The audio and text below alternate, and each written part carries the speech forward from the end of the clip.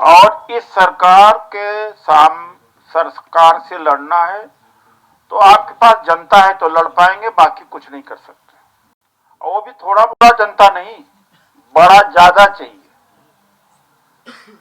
वरना ये देश गया इनके हाथ। जैसे साधना जी के आने के पहले जो कि पार्टी के अंदर भी आपको लड़ना पड़ेगा।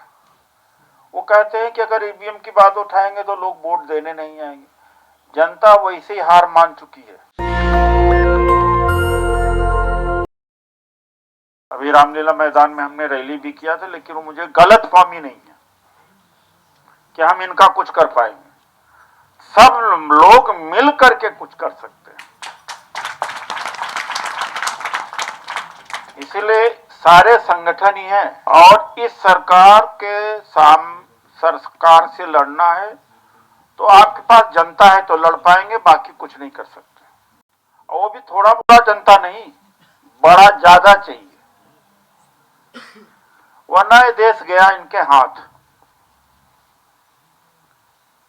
गया तो 100-200 वर्ष वापस नहीं आएगा। बौद्ध धर्म को उन्होंने नष्ट किया, उसके बाद में 1000-1500 वर्ष से जमे हुए हैं। ये वापस नहीं, दोबारा इनके हाथ से वापस लेना मुश्किल है। अरे सारे प्रोफेसर्स, सारे टीचर्स भर दिया आरएसएस के। ब्यूरोक्रेसी में विवेकानंद फाउंडेशन से जा रहे हैं, सारी आर्मी में जा रहे हैं, सारे सीडीएस की पोस्ट नहीं थी, वो क्रिएट कर दिया इन्होंने। हाँ, लेटरल एंट्री से आईएएस बना रहे। जर्रे जर्रे पर मनवादियों को, आरएसएस को इन्होंने बैठा दिया। तो इंतजाम ये करने आए हैं, ये 1000-2000 वर्ष या 100-200 वर्ष का इंतजाम करके आए। ये तो कहते हैं क्रिश्चियंस को तो है मर्डर कर दो, मुसलमानों का मर्डर कर दो, कम्युनिस्टों का मर्डर कर दो, इनको मार के भगा देना चाहिए। जो अंदरूनी में बात आप कह रहा हूं, तो इन सब का एक ही तरीका है कि जनशक्ति इकट्ठा किया जाए। मैं फिर से कह दे रहा हूं कि जिनके अपने अपने संगठन हैं, उनको आप आगे कह देना कि आपके संगठन को और हम बढ़ाने में मदद करेंगे। आप जुड़ोगे तो आप मजबूत होगे, कमजोर नहीं होगे। बस जब आह्वान हो तो आप अपनी ताकत को लेकर के पहुंच जाओ।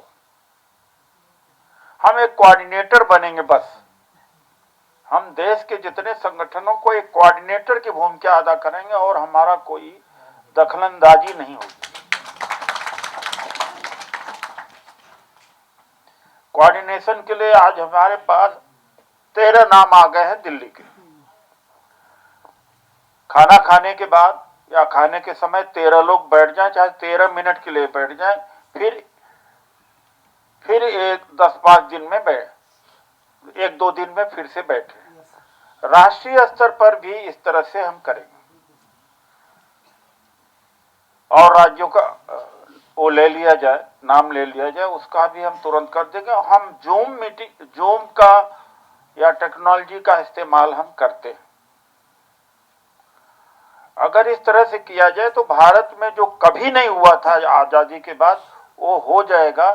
जैसे गांधी जी के समय में पूरा देश बंद हो जाता था, हम लोग पूरे देश को बंद कर सकते हैं।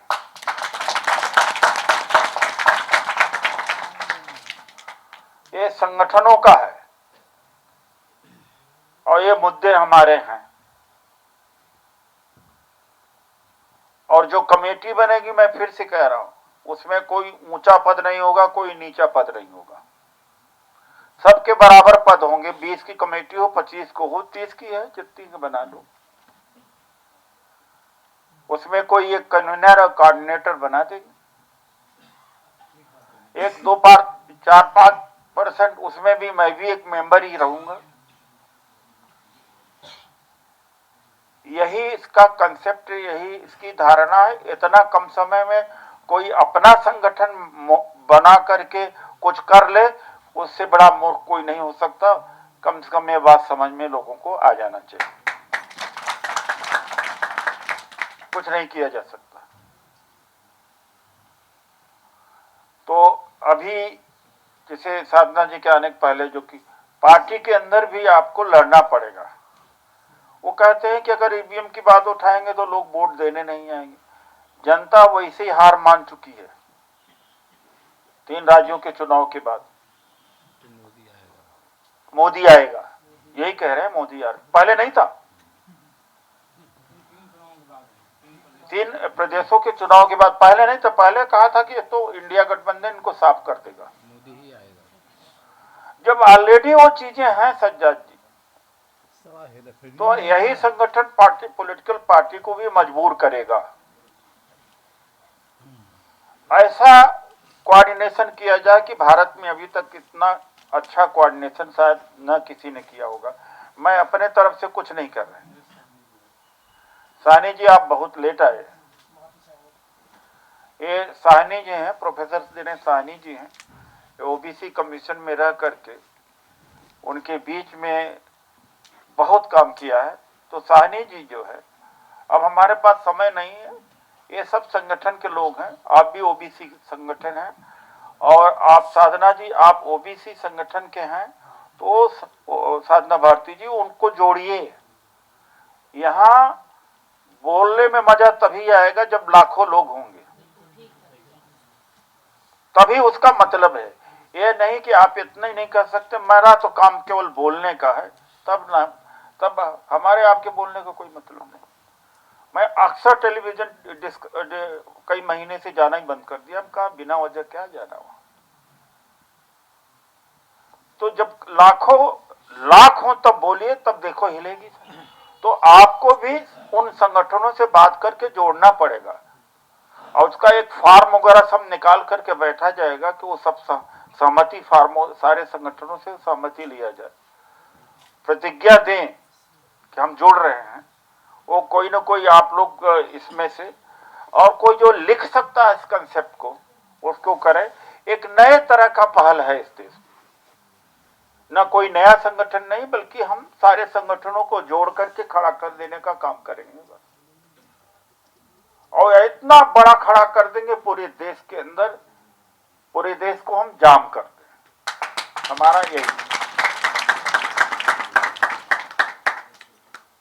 हमारे पास समय नहीं है, मुद्दे हमारे सामने यही हैं।